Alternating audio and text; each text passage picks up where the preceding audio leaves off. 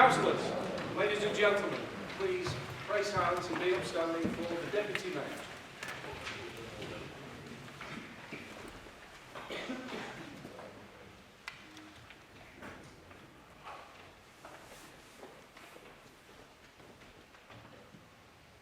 Good evening, colleagues. Welcome to Leigh Town Hall. Please be seated.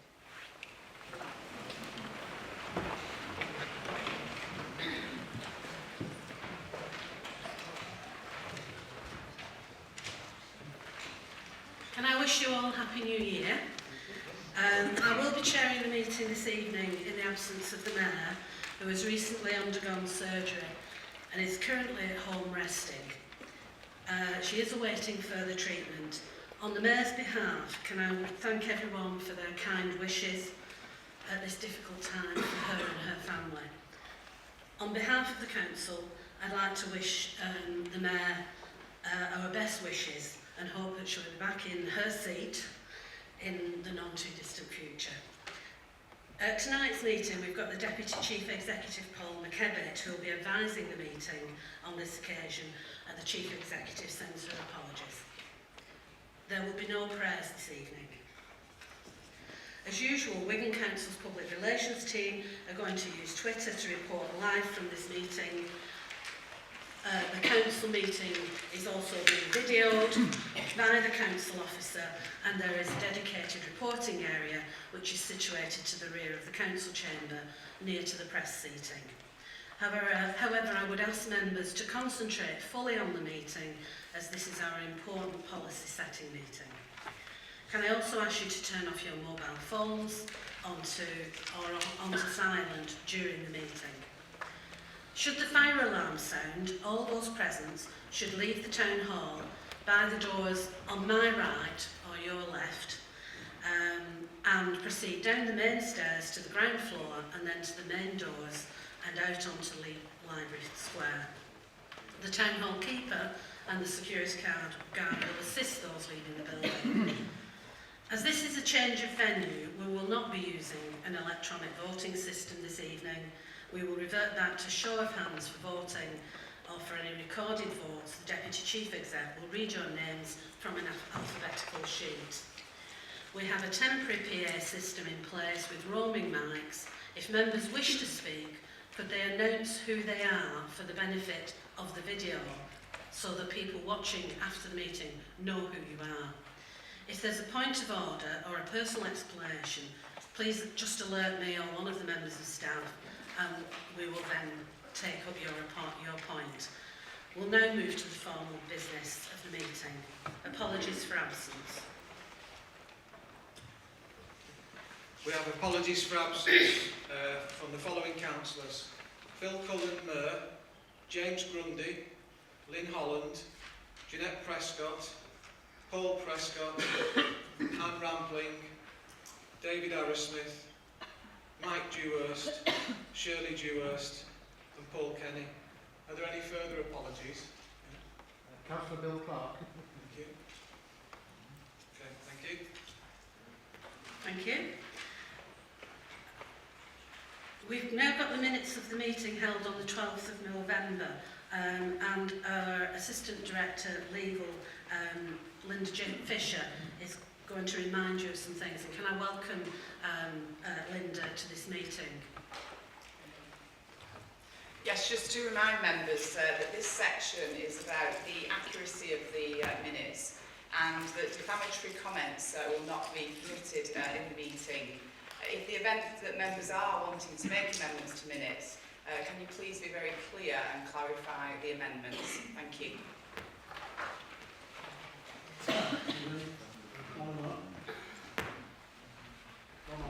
Let's just clarify something on what happened at last meeting. I tried to amend the minutes. Councillor Bob Weiler. I tried to amend the minutes and he said I needed a seconder. As I'm an independent on my own, how can I get a seconder? I believe from legal a few months ago, being an independent, you didn't need a seconder when you're submitting changes. Can I have legal advice, please? Councillor Leigh, the minutes... Briley. Sorry. The minutes are just recording what happened. Therefore, your point isn't about the minutes of the meeting.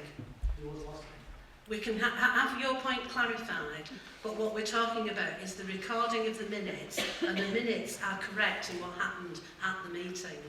Not the month before, the meeting before.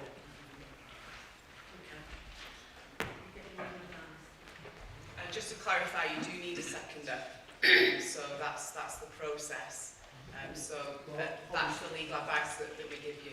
Obviously, I'm on my own. I'm an independent, so I'm being deprived, am I right? This is not, it's not a conversation. You've had your answer.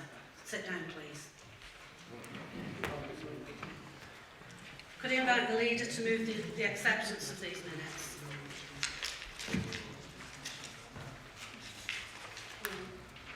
Acceptance of minutes. All right. Before you do that, we have got something the Deputy Chief Executive wished to read out in connection with the minutes.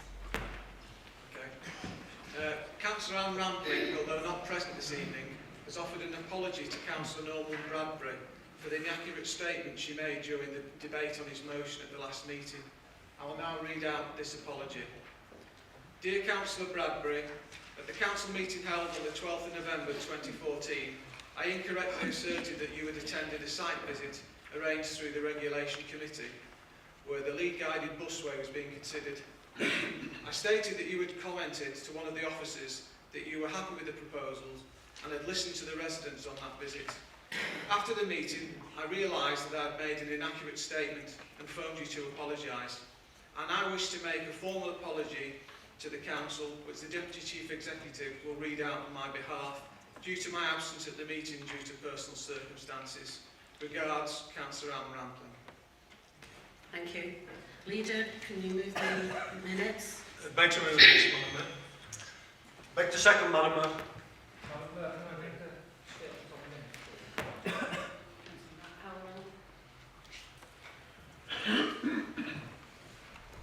Councillor Chancellor, many of you in this room was at the last council meeting, and you may recall a comment was made by Councillor Brealey, and many of you have no doubt been online and looked at the content of the last meeting of this council, and it's in my view you made a comment and used inappropriate language. And I thought this might be an opportunity for you, Councillor Brealey, to make an apology for that language that you chose. And also an apology to the Mayor, even though she may not be here today. Thank you, ma'am. Thank you, Councillor Halliwell. Does anyone else wish to speak? Councillor Wilkes. Thank you, Madam Deputy Mayor. I'd just like to make a comment on the future recording of minutes. Some members take the time to read through the minutes prior to a council meeting and formalise Sorry, questions. Councillor, this is about the minutes. It is about, I'm just working to that, please, Madam. But we've not finished moving the minutes yet. Okay, well, I'll speak on the minutes after you've Okay. moved them then. I thought they were moved in a second. I thought you'd have people to speak on their minutes. We've not been moved yet. When I say they've not been moved, I mean they've not gone through the process of being moved, seconded and accepted. We're just talking about the minutes of the last meeting. If you want to talk about how meetings are recorded, that's a separate issue. Well, let me finish. I'll come on to that. Okay. It's the inaccuracy of the minutes, Madam Mayor. I'm allowed to speak on that. That's just my personal view. It's not a criticism. I just feel sometimes that if we had a comment from the Cabinet portfolio holder for any questions counter submit, it will be documented in a correct manner in my view, because at the moment it says councillor questions and comments, and then it's just left a blank when the leader has taken the trouble to reply. I just think that we should be looking at putting something in between there, a bit more meat on the bone, so to speak, so people in the future can see exactly what the leader or cabinet member said to that question. And it's only a comment, and it's constructive comment. It's not to make me any derogatory way in any manner. I just think in the future, can we not look at that and put it to debate at council if that's what you feel to do? Thank you. Yeah, thank you. We'll look at that and see what we can do about it. Thank you. Can I answer the question? Councillor Bailey? Councillor Bradley, can I answer the question of Councillor Howell? He hasn't asked a question. Apologies. He's made a suggestion. Right, well, I'll make a suggestion back then. Councillor Howell, seeing that I've not been reported to standards, why should I apologise to anything? I mean, if I've done anything wrong, this council goes out all avenues, throws out everything down and reports me to standards. But yeah, I've not been reported. They told the press they were reporting me to standards, and it was all over the press. And I've been slated because of something somebody thought I said, and I didn't say it. My own recording was slowed down, and it never said it. But yeah, we had... Madam Mayor, why don't you check these councillors? You mean democracy's doing it again? Councillor Bailey. I am not apologising for Councillor something Bailey, I've not done. you've said you're not going to apologise. Please sit down. So can I be answered why I'm not being reported to standards? That 8 weeks isn't, later. that isn't anything to do with the minutes. It's a disgrace.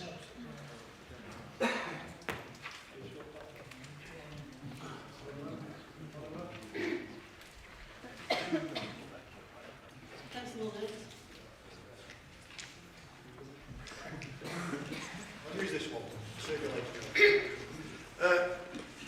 Can I just say, I think tonight started off with an apology from Councillor Rampling. Quite clearly got the facts wrong when making a statement on Councillor Ramplin's motion.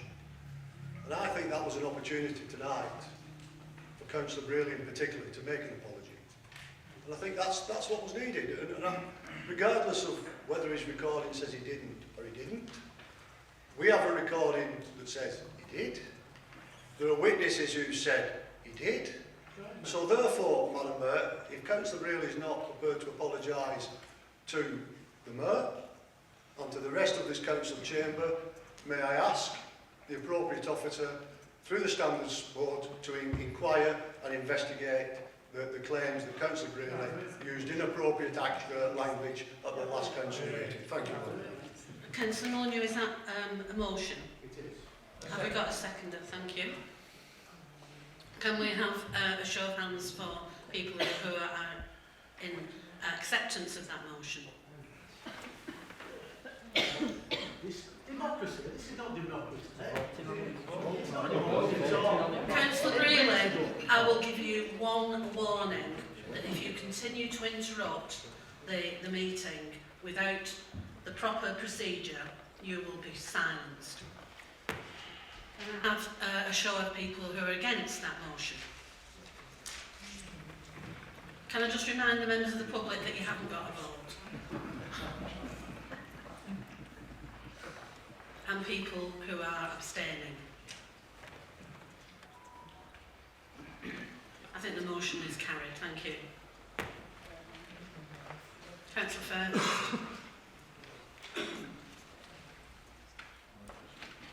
Remember, Councillor First, we're still on the minutes. We've not moved, we've not voted on the minutes yet. And I've not moved either. We're still Okay. in minutes. What I think will be useful, picking up on what Councillor Wiltshire said, that probably refer to both Councillor Bradbury and also Councillor Rampling, is if that apology is recorded on the website and obviously on the Councillor's page as well, because that particular meeting, while the apology has been made tonight, and I'm sure it's welcome, unfortunately we don't have the vast number of people that was attending, so they won't actually hear that apology. So I think it would be useful and proactive that that goes on the website, and that's a proposal. I've been assured that it will be on the website. Fantastic. It's going in the minutes. Can I just take you back and remind you that we've still not voted on the minutes? So can I have a show of hands of accepting that the minutes as laid down in the report are correct? Can I have a show of hands of people against? And the people abstaining? Okay.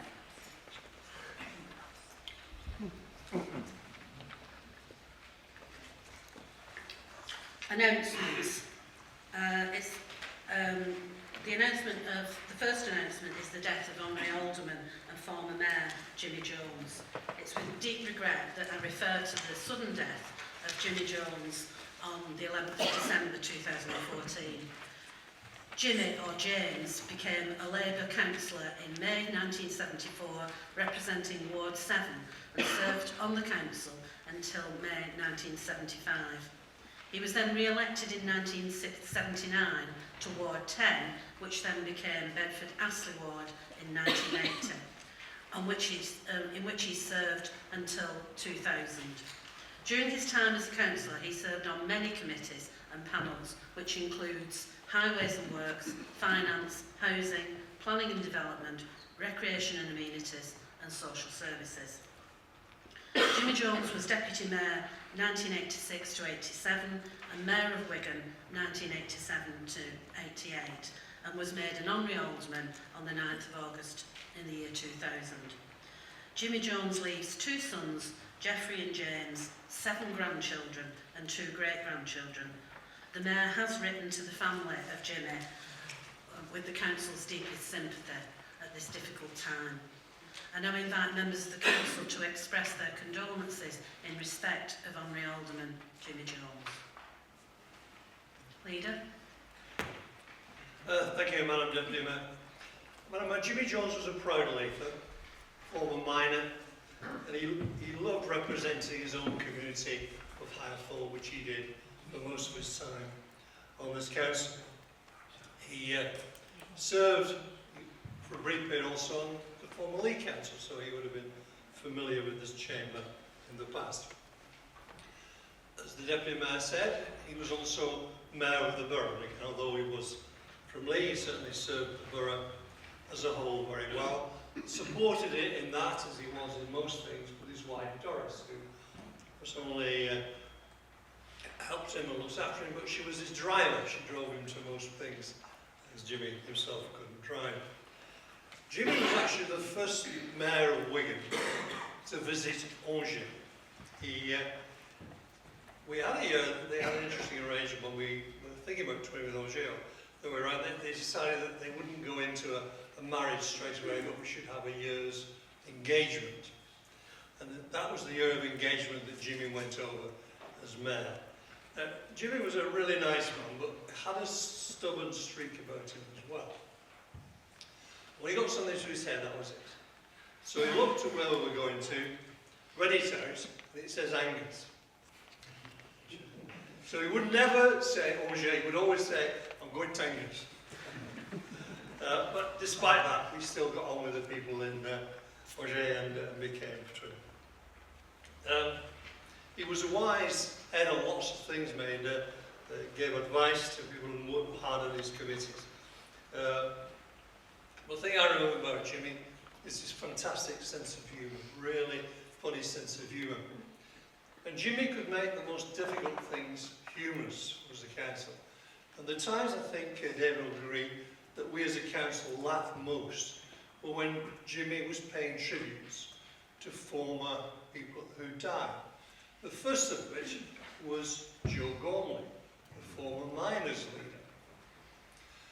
And Joe had taken a delegation of Lancashire miners, including Jimmy, down to some meeting in London. And during the course of this, they'd visited some of the flesh pots of London. But Jimmy assured us at the council meeting he never took his mac off.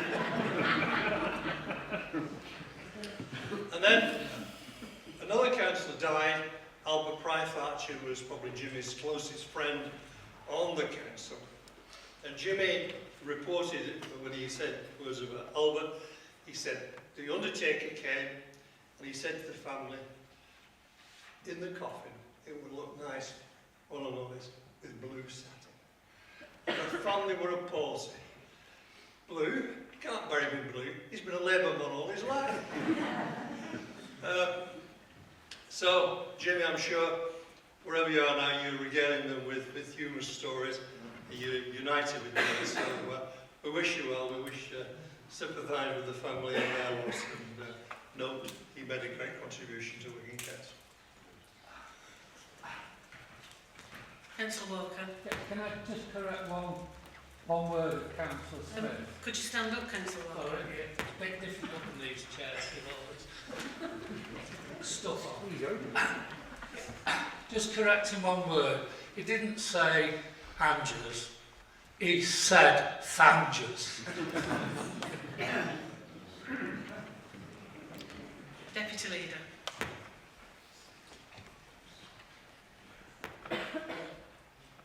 Just to follow on from the leader and Fred, I was privileged to serve with Jimmy on a number of committees, particularly the planning committee was where you were allocated to sit next to somebody and they kind of guided you through the planning process, and my guide through that was started off with Albert Brytharch and followed on by Jimmy Jones, and I can honestly say that Jimmy Jones was 100% a good councillor, 100% a Leither, and I think if some people can remember, there was a meeting in this very room, and it's very pertinent we meet here tonight, talking about Leigh Rugby League Club, which was in a bit of a financial mess at the time. And all these people had turned up in this room demanding that the council save Leigh Rugby League Club because it was in such a bad financial way. And Jimmy listened to all this because Jimmy was one of the league councillors who was sat at the front. And said, I'll tell you something. If all your men attended a match every time they played, they wouldn't be in financial problems, they're in now. But that's what Jimmy was, and he spoke from the heart. And I was only looking, and it's made me remember, he was made an honorary alderman on the 9th of August in the year 2000. I was privileged to move Jimmy to become an alderman that night. What many people in that room wouldn't have known, it was my silver wedding. And to think that I was going to a council meeting on the night of your silver wedding. And basically, my wife, who knew Jimmy well as I did, said, if there's one bloke you can give a silver wedding do up for, it's Jimmy Jones. Go and say what has to be said, because he was just a really fantastic man. And Doris was a good aid to him. I'll tell you this much about Doris. If she didn't like you, she'd tell you. But if you wanted to know, she'd tell you why as well. Absolutely spot on. Both of them were excellent people, and it's pertinent that we had, like I said, we had this meeting in this room tonight because Jimmy Jones was 100% Leigh, and if you chop the top of his head off all the way through, like a stick of Blackpool rock, it would have said Leigh. Fantastic man, and I know the family will miss him, and I'll certainly miss him. Jimmy, wherever you are, have a pint on me, my friend. Thank you. Thank you. Second item on the announcements is the Paris terrorist attack. It's also with deep regret that I have to refer to the Paris terrorist attack at the office of the magazine Charlie Hebdo last week, in which 17 people lost their lives. The leader of the council has written to the mayor of Angers, or Thangers, to offer the sympathies of the people of Wigan Borough. We have all watched with horror as the tragedy has unfolded on our television screens over the past week. The Mayor will be writing to the Foreign Office to express the Council's condolences. I now invite members of the Council to express their condolence in respect of the Paris incident.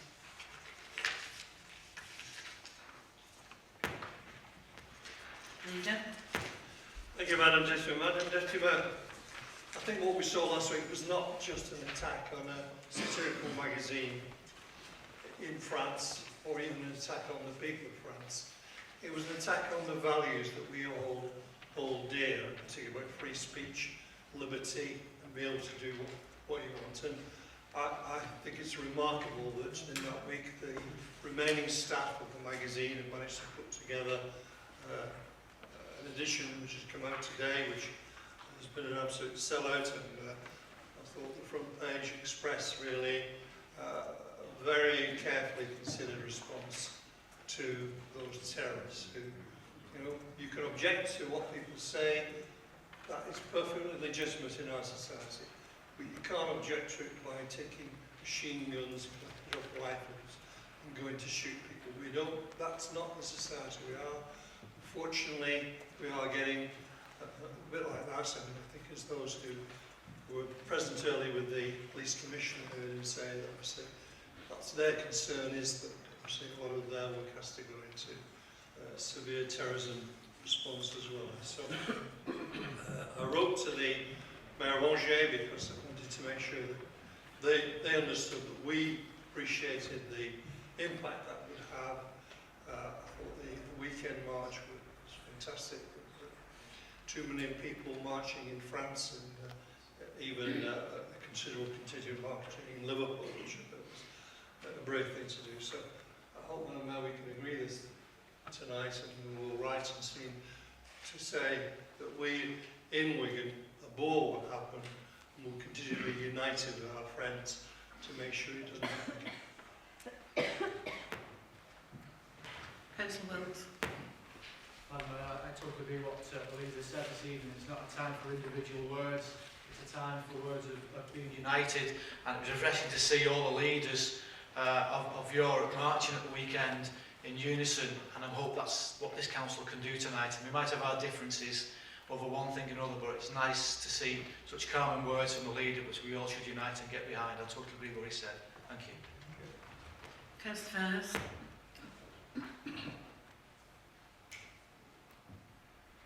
Thank you, Madam Mayor. Well, to be quite honest with you, it was so shocking. I really don't know what to say because I could not believe what I was watching on television, that in this day of age, we're still being put to these people who are going around killing for no reason whatsoever. I don't know what you do to stop it, but somebody somewhere, in whatever country or countries together, have got to do something. And our sympathy from Standish Independence goes to the people of France, especially Paris. Thank you very much. Thank you, everyone.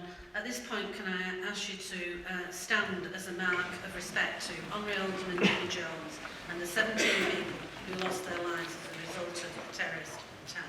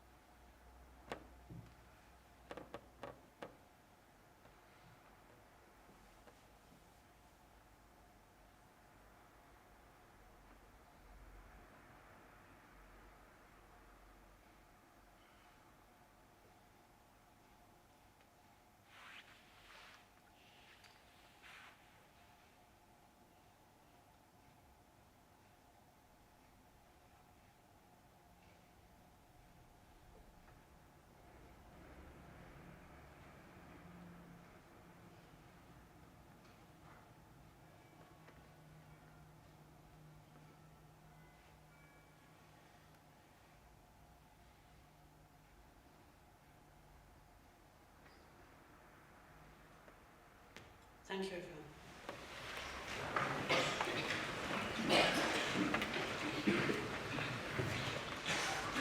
Item B has been withdrawn. Item C is Hawkley Hall High School, who have received a prestigious award for tackling mental health issues. May I congratulate Hawkley Hall High School on becoming the second of the borough's secondary schools to be awarded the highest gold level of the Wigan School Mental Health Standards. The school met 9 criteria which would ensure that mental health issues were tackled successfully if they arose at the school. D, the New Year's Honours List. I'm pleased to report that 3 people with connections to the borough have been honoured in the 2015 New Year's Honours List.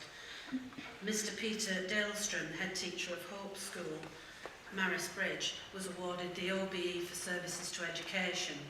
Catherine Garside of Leigh and head teacher at St Ambrose Barlow RC School in Swinton was awarded the CBE for services to education. And finally, Jean Mulford from Leigh was awarded the MBE for services to the community in St Helens. I'd like to congratulate all the recipients for these prestigious awards. Item 4 is the declarations of interest. A schedule of declarations of interest has been passed around the council chamber. Are there any late declarations? I'd like to declare an interest in agenda item 9C. It's a disposable pecuniary interest because I'm a board member for Wigan and Leigh Homes. So I will need to leave the chamber while that is discussed. Thank you. Any others? Personal non-prejudicial interest. Okay, I don't know. Personal non-prejudicial interest in Councillor Bradbury's motion on 2 because I'm a member of the Transport for Greater Manchester. Thank you. Yes. Same for me, Deputy Madam Mayor. Thank you. Yes.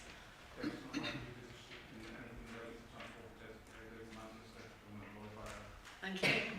Councillor Gilligan. Thank you. Any others? Yes. Thank you, Madam. Anything related to TFG and personal non-prejudice? Thank you. Any others? Thank you.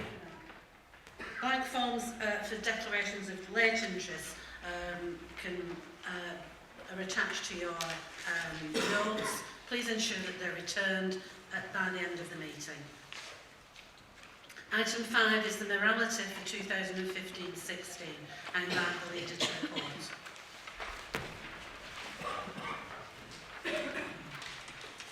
I'm delighted to move that South Councillor Susan allowed me the candidate for the Mayor for the municipal year 1915 to 16. Sorry, making the first one, and the Councillor Ron Conway with the Deputy Mayor 2015 to 16. Seconded, Mr. Barbara. Thank you, Deputy Leader. Anyone else wish to contribute?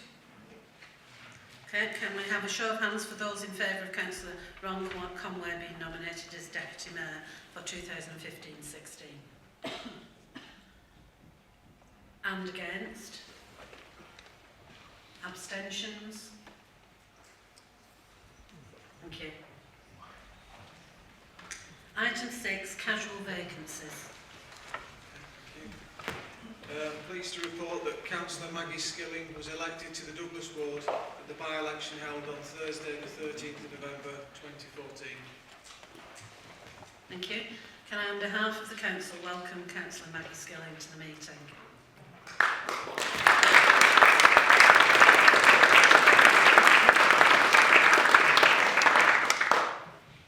Thank you. I'm sure Maggie feels a lot better from that. Item 7, the Leader wishes to emphasise the importance of registering to vote for the election in May 2015. A link on how to register to vote will be attached to all agendas in the future. Leader. Thank you, Madam Deputy Mayor. Just before I get on to the item, I think it would be amiss of me if I didn't welcome Councillor Bleakley to the meeting tonight. Since he last attended to us, he's been described in the media as the worst councillor in Britain. Not for me to say whether that's true or not, but I would like to nominate him as one of the most expensive councillors in Britain in terms of the hours he puts in. At the moment, he's running, given the number of meetings attended this year and the length of time he normally spends in those meetings, he's running at a rate of some £2,000 plus an hour. Even a banker would find it a bit embarrassing to claim that kind of money. And of course, if it is most likely that having been tonight and satisfied the 6-month rule, if we don't see him again for the rest of the municipal year, that figure will go up to £3,000 a night. So congratulations, Councillor Bleakley, on the expensive way that you want to represent the people of Tyldesley and the cost of the people of this borough. The topic that I'm going to discuss now is the way we need to encourage residents to vote. In the past, registration has been done for 100 years in the same way. It's responsible for a household to get the people who are entitled to vote registered. We know it was never perfect as a system, but it was pretty accurate over the years. People were used to it, they knew what to do. What's happened now is that the responsibility for registration has changed from a household responsibility to an individual responsibility. So every individual has to get responsible for themselves on the register. I'm talking to the electoral registration officer. She believes that possibly as many of 3,000 people in the borough who ought to be on the register to vote today and not on the register. Now we know in a few months' time there'll be important elections for Wigan Council, but also important elections at the general election. Whatever you want to do, however you want to vote on that, if you want to get people to vote, then if you don't register to vote, you're not able to vote. So I think we wrote to everyone, every household, trying to let them know about the changes in August. We're going to write again in February to try and improve that, and a letter will try and explain what to do. As the Deputy Mayor said, we've got a way of registering online, so if you want to do it in that way, then they can use the online system. So it should be an ambition of all of us. If we do believe in democracy, then we want to get people able to vote and get them out to vote in important elections. So I say, if you don't get on the register, you can't vote. So I hope that all members of the council will get behind this campaign to make sure we do improve that figure by May next year, so we don't suddenly find at the beginning of May people who aren't registered feel that they should be, get frustrated because they can't vote. They do need to get on the register as soon as they can. Thank you, Deputy Mayor. Do any other members wish to contribute? Yes, Councillor.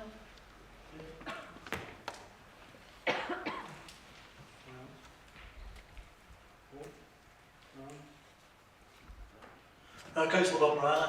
Yeah, I just wish to comment on the first one Robert Blakely.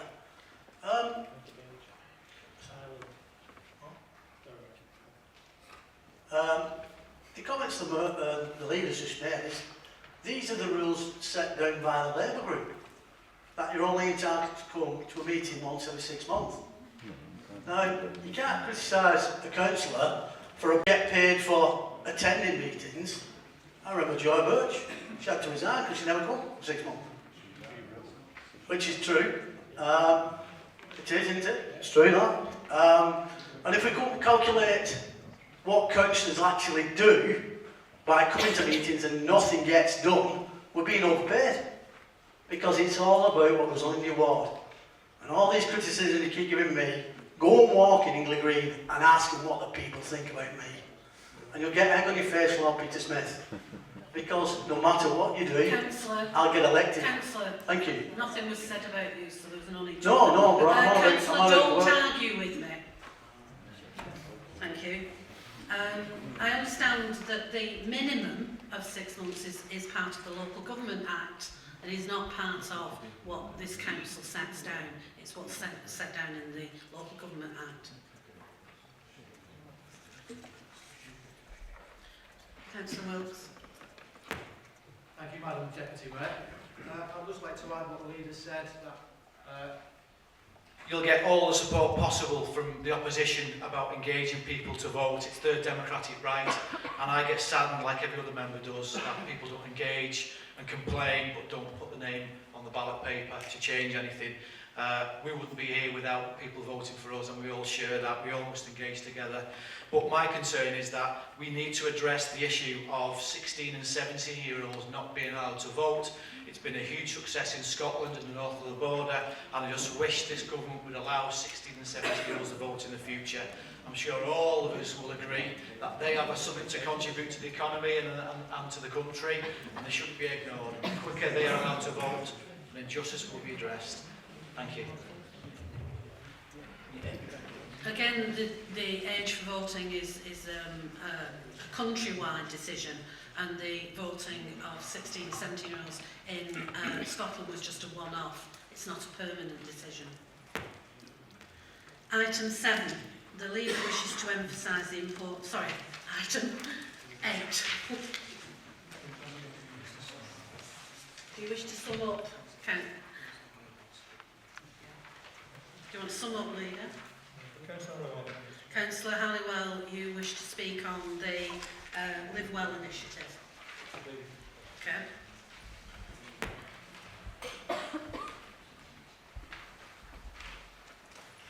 Madam Deputy Mayor, the Greater Manchester Public Service Reform Programme has a number of themes that is aimed at developing a whole system approach to complex dependency with the intention of improving outcomes for individuals and families and placing the greatest demand on some of our public services. These five themes, early years, troubled families, work and skills, justice and rehabilitation, and health and social care. Significant progress has been made to improve the integration and coordination of these services.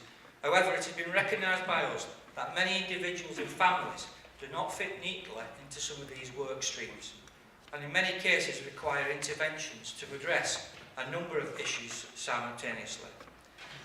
Recognising complex dependency and putting in place initiatives to deal with it will ensure improved outcomes for reducing dependency of individuals and families, but will equally remove waste and duplication of effort within the public service organisations and their boundaries.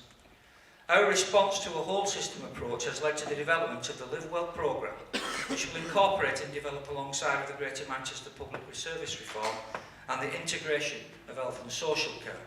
So I am pleased to announce that a small number of multidisciplinary key workers are now in place for the borough. They will establish new approaches for singles, couples and families that have complex needs who do not currently receive help because they do not meet individual thresholds for single agency intervention. They do, however, have multiple issues that prevent them from moving on, resulting in poor outcomes for the whole family. Broader social issues are often at the root cause of some of these problems, and recent statistics from the welfare desk in our Life Centre are indicative of this cohort and are worthy of mention. We have had over 2,000 presentations since 2014, many related to food parcels, fuel poverty, often caused by this government's indiscriminate benefit sanctions policy. Other presentations relate to benefits advice, debt problems, addictions, low mental health, illiteracy, lack of qualifications, domestic violence, bereavement, worklessness, crime, homelessness, payday loans and zero contract hour exploitation. So with the use of the patchwork system, professionals will now be able to identify if more than one agency is involved in the family, and will, where necessary, be able to help and liaise with them when they present themselves at our front doors, including A&E departments and GP surgeries. We'll be able to identify if there is a lead worker in place. This will reduce duplication of effort, particularly when people are presenting at the wrong place or when the range of issues means they are presenting in multiple places. Where this is the case, the Live Well key workers will be able to take ownership of the issue and carry out a single assessment and identify with the person the appropriate pathway of support to potentially improve the outcomes for the individual or the family and remove unnecessary demand. This will result in better connections with children's social care, adult social care, gateway services, work and skills hubs, welfare reform programmes, domestic abuse initiatives, family support interventions, primary care and integrated neighbourhood teams. This will be a process and not a project, so development will be continuous as the key worker team work within the system, until we have established a comprehensive one front door approach to ensure long-term solutions are put in place once the immediate risk has been dealt with. In essence, the system we are developing is a collective understanding of high-risk, vulnerable people and their families, with the aim of removing immediate risk, creating new opportunities for continued life chances and a pathway to self-reliance for them and their children. And I think it should be recorded, Madam Mayor, that this borough often leads on good initiatives, and I believe this to be another. Thank you, Madam Mayor. Thank you, Councillor Halliwell. Any other members wish to contribute? I've got it down on my script. Would you like to sum up?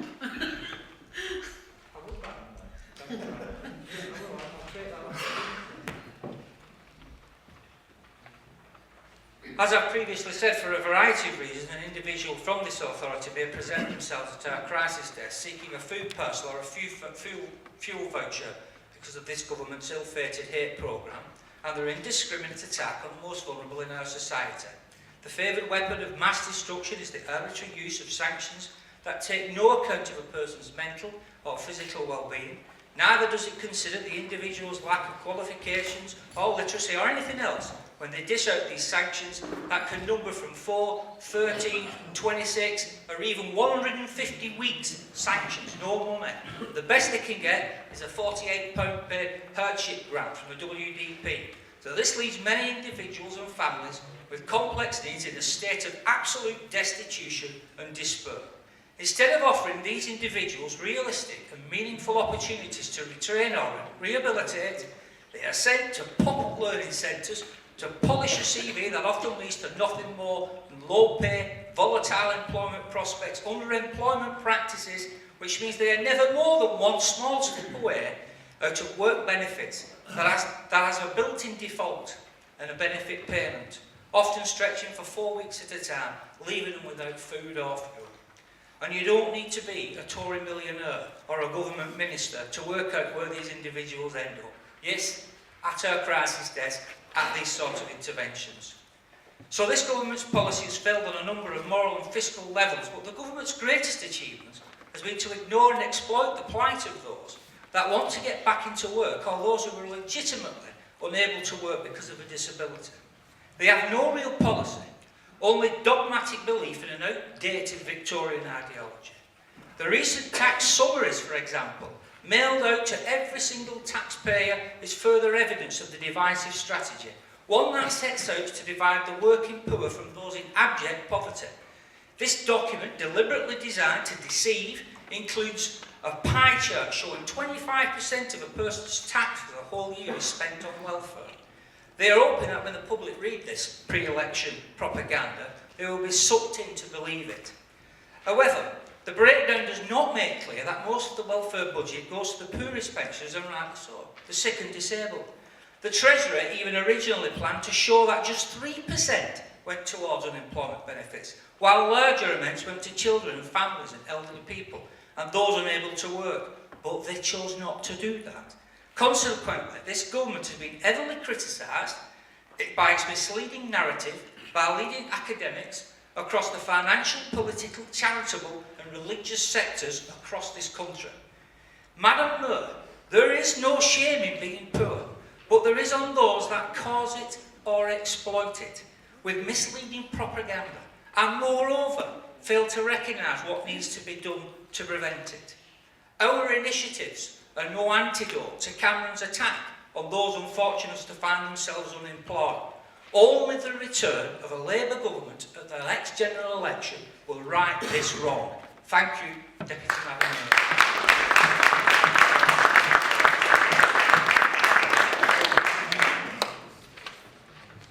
Item 8A, which is the appointment of the monitoring officer. Just wait while someone leaves.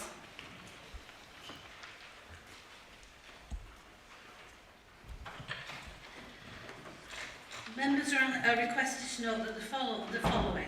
John Mitchell's appointment to the new role of Assistant Director, the Assistant Director contracts Linda Fisher, former Acting Chief Executive of Rochdale Council, has been appointed as the Council's Assistant Director, Legal, with the effect from the 1st of January 2015.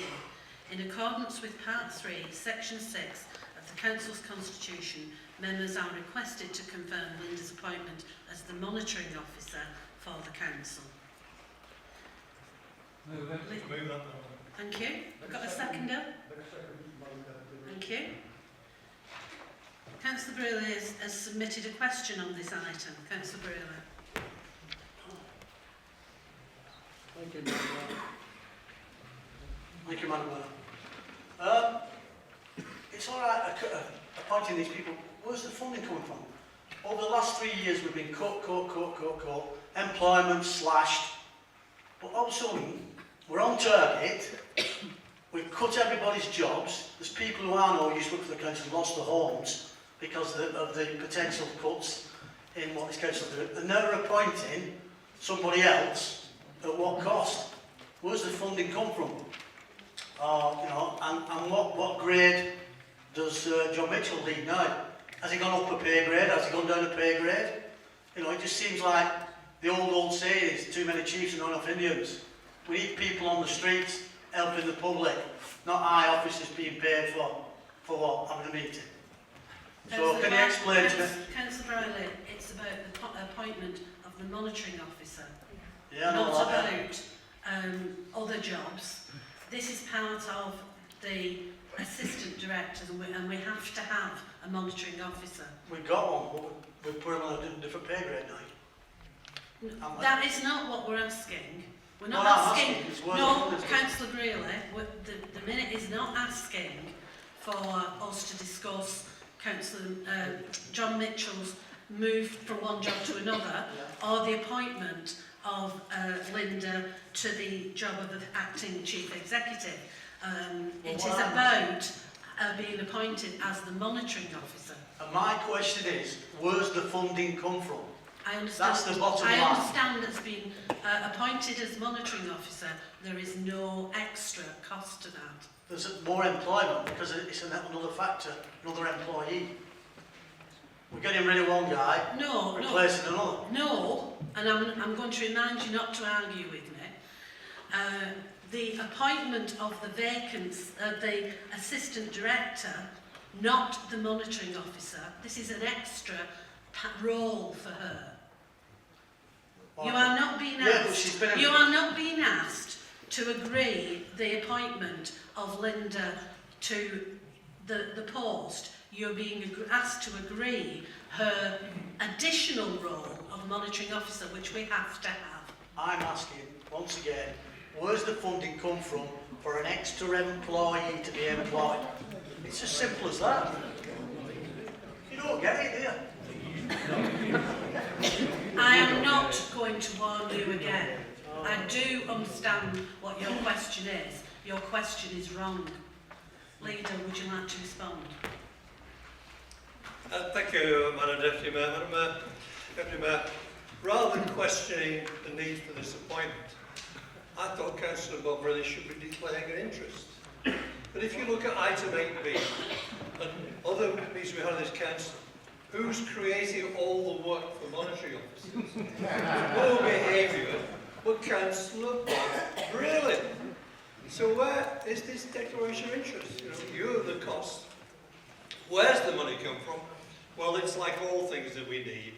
You should know that in the Cabinet Office we have a very big sofa. And if we're in ardent times, with my particular long arms, I'll look down the sofa. And inevitably, we can find the odd bob or two, the odd pound coin that slipped out of somebody's pocket in the sofa. And we add them together, and we could use this money in the way that we want to do. It's received an answer appropriate to the nature of this question.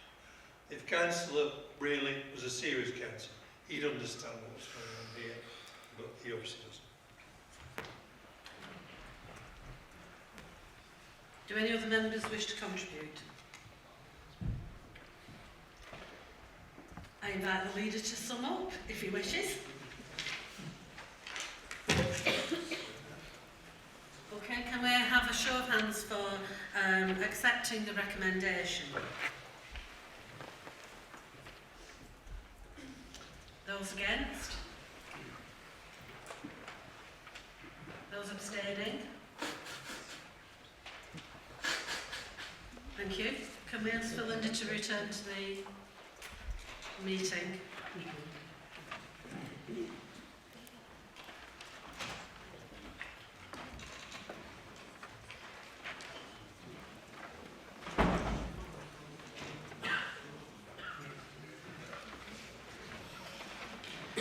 Thank you, members.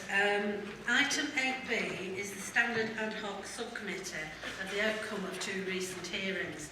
At this point, I'd like to give people the opportunity to save their embarrassment. If any members of staff, members, elected members, wish to leave the meeting while this is being discussed, that is entirely up to them. They don't have to leave, but they can do to save their embarrassment.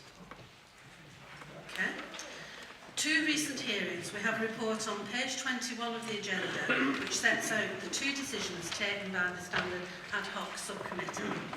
Decision 1 is in relation to Councillor Fairhurst.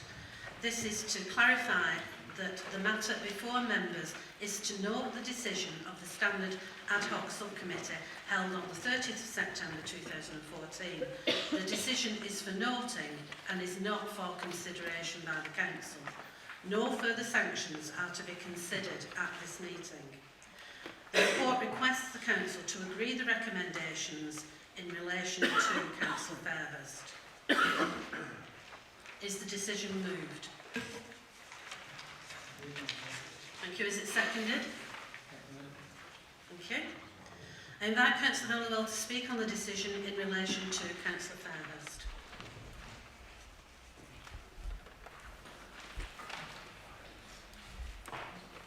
Council,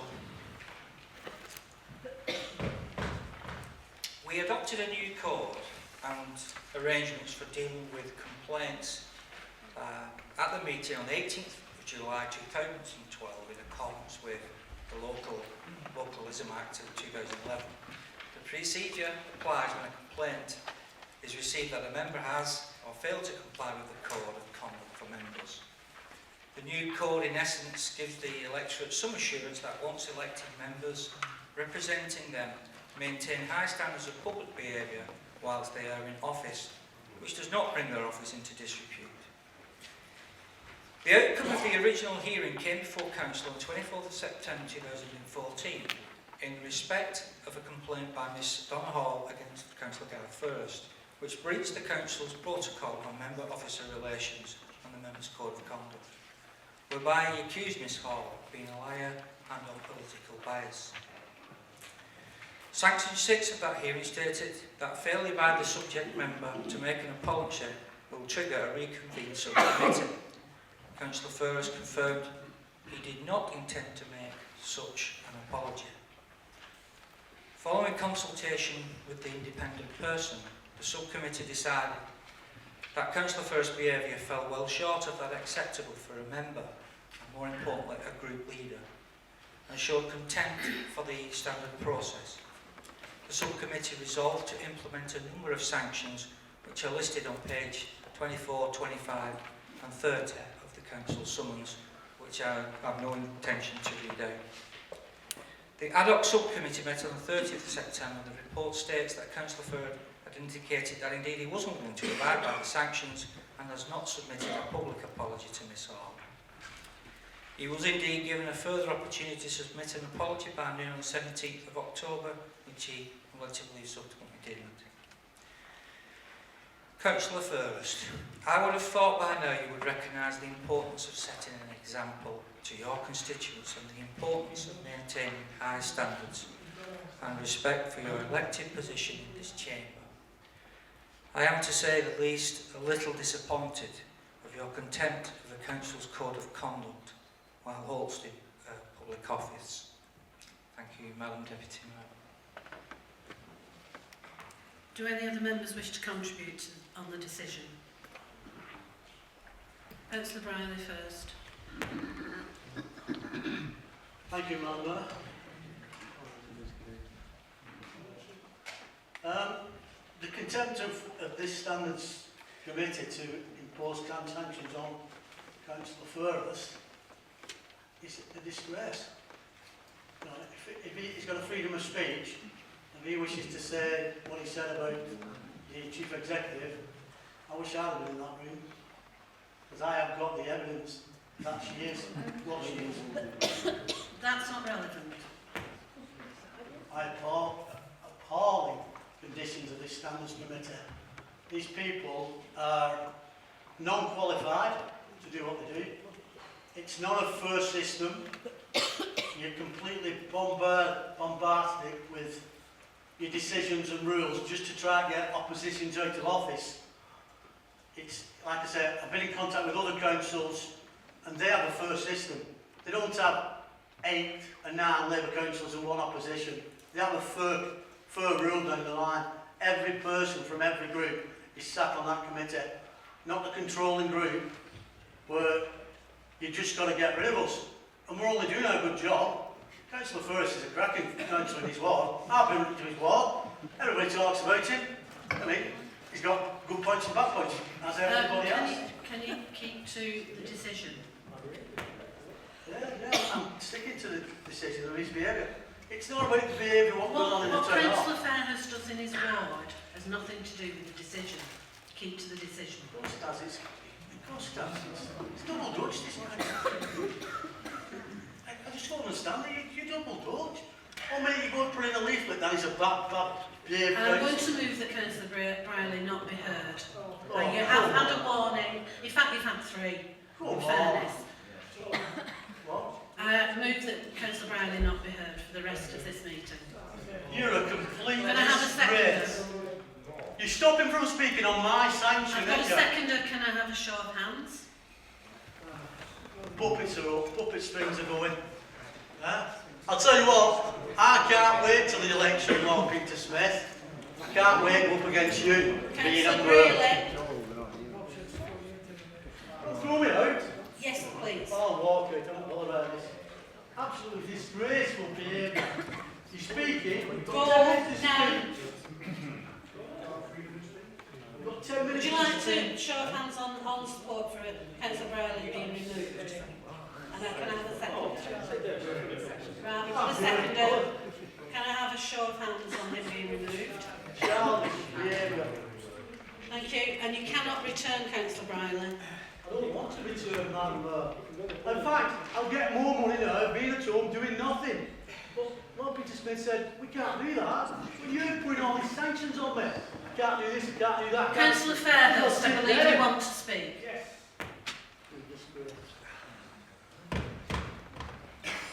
Thank you, Madam Mayor.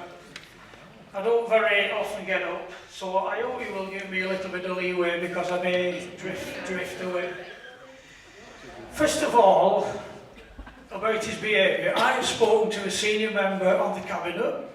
I have no trouble with you again. I've spoken to senior officers in the town hall. I have no problem with you again. That's one senior cabinet member. This standard board, I've been a councillor for now 10 years, and the standards board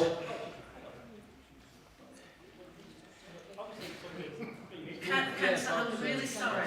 Councillor Briley has not left. I'm really sorry to interrupt you. Could you please leave the meeting? We voted on it and it was been agreed that you would leave the meeting. No, you can't speak either. I can do what I want. It's called free speech. If you wish to It's called request, free speech, if you wish to Mayor. request something, It's called I'm not a free mayoress. speech, Madam Mayor. If you wish to request something, please do that via email to the Yeah, I've not officers. got an email system. Can't do that, now you? You mean they're not accepting anything off me? Okay. This could have gone, employees could have been thrown at me. Have you got a telephone? No. You're not a telephone. No, I'm not afraid of that. Not a I'm council not allowed to telephone. use that either. I'm not Just allowed to, leave. don't record this. I am not allowed to use anything. They shut me down, these officers have shut me down as an elected councillor.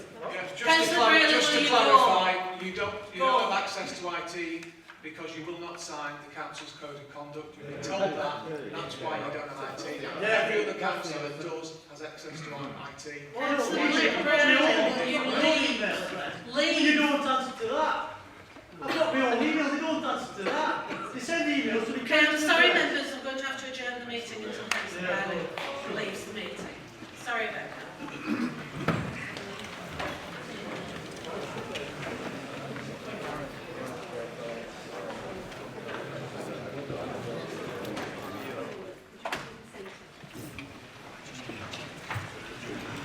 Seated. I want to sit. I want to sit here now.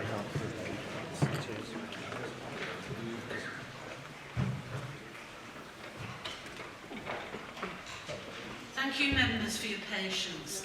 I'm really disappointed, particularly as it's the first meeting that I've chaired, that we've come to this point in the proceedings.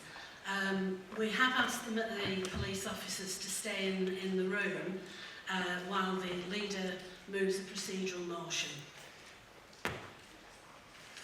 Thank you, Madam Deputy Mayor. Can I move that the recommendations, the reports and remaining business of the Council be accepted with the exception of notices of motion which will be stand adjourned to the next week of the Council.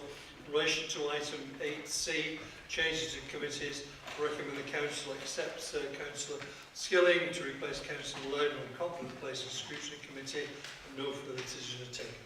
I'll move. Second, Thank you, members. That concludes the business of the evening. Oh, sorry. Can we have a show of anyone want to speak? Councillor Fairhurst. This is only on the motion. Absolutely. Absolutely. Thank you. It's with regret, I guess, that I feel the leader has taken this decision to close the meeting down because there are some important items and issues to be heard and discussed. The people that we represent will feel appalled at tonight's event of cutting short. Can we let speak, please? Thank you, Madam Mayor. I propose, I would go against it, and I would ask members to go against the leader's decision this time. I don't think the leader would change his mind, to be fair, because we can move forward, we need to move forward, and more importantly, we need to represent the people that we should be representing here. And just because we don't like something, we run out. Because if the meeting's shut down, you're running scared, and the people won't like that. Thank you, Madam Mayor. Councillor, is that an amendment? It is. Is it seconded? Yeah. Okay. Can we vote on the amendment first? Can we have a show of hands? Show of hands for... Sorry? Oh, right. Sorry. Didn't have that advice. Okay. I think everyone who's here tonight knows it's not my fault this council meeting is closing now. It's because the absolutely unwillingness of people to obey the chair of this meeting in the spirit of which it's intended. Behaviour gets worse and worse and worse. And of course the fact that the camera is behind them makes people play up to the camera and think they're going to get more support. But quite frankly, I am appalled that we have to do this. It's not a good sign for Wigan Council.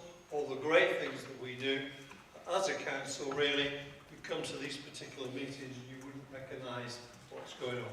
So I'm not going to change my mind.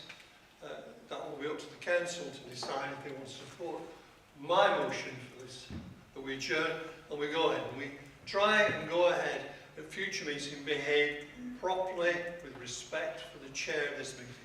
And if we don't, if people don't ever learn from their bad behaviour, then we'll just have to keep doing the same thing time after time, which will be regrettable, but we can't just allow people to disrupt meetings because they can't behave. If they want to be challenged, they should go and play at an industry, not go to council meetings.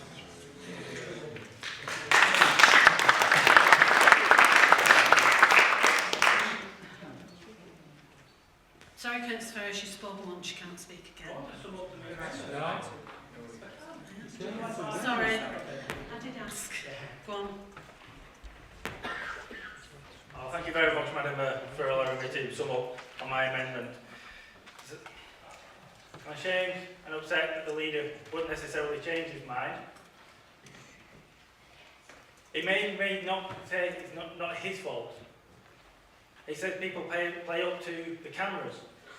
Well, we've seen a lot of playing up to the cameras from your side, Councillor Smith, tonight. However, childishness should remain in the playground. Democracy rights, democracy representation, the right of the people to elect the people that they want to elect, the people that they want in this room, not who we want.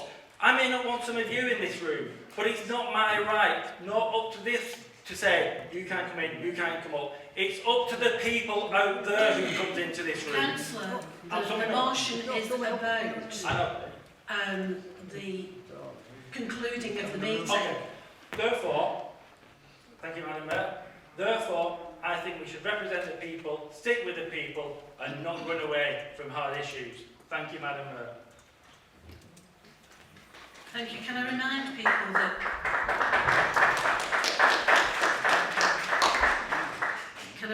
people that this is not a decision of the leaders, this is a decision of this body, and when we have voted on it, it will be your decision. It's just a motion from one person. So, first of all, we vote on the amendment. So can I have a show of hands for people who are in favour of Councillor Fairhurst's amendment? If you can get 10 people to support that.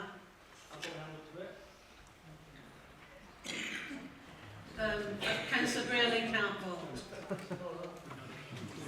So you've not got 10, I'm sorry. You can have your own vote recorded, of course. Okay, can we have a show of hands on the amendment of people in favour of Councillor Fairhurst's amendment? Can I have my vote recorded, please? Is there anybody who doesn't want the vote recorded? Okay, against the amendment? Thank you. And abstentions? Thank you. Okay, so we will return to the substantive motion. Can I have a show of hands for the motion to conclude the meeting, conclude the business via one motion, by recommending the procedural motion? That's people in favour of the leader's motion, please. Okay, and against the leader's motion? Can I have my vote recorded again, please, Madam Mayor? Anybody who doesn't want the vote recorded against? Okay. And abstentions, please. Thank you. That concludes the business of the evening. Thank you very much for your attendance.